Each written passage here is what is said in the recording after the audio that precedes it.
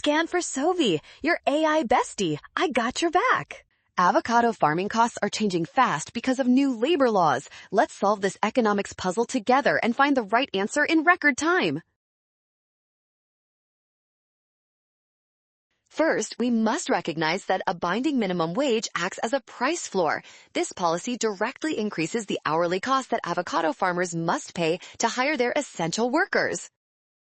Since labor is a primary input for growing avocados, higher wages mean higher production costs. When it becomes more expensive to produce a good, the overall supply will naturally fall. This leads to a leftward shift in the supply curve. Therefore, the supply of avocados will decrease, making option A our perfect final answer.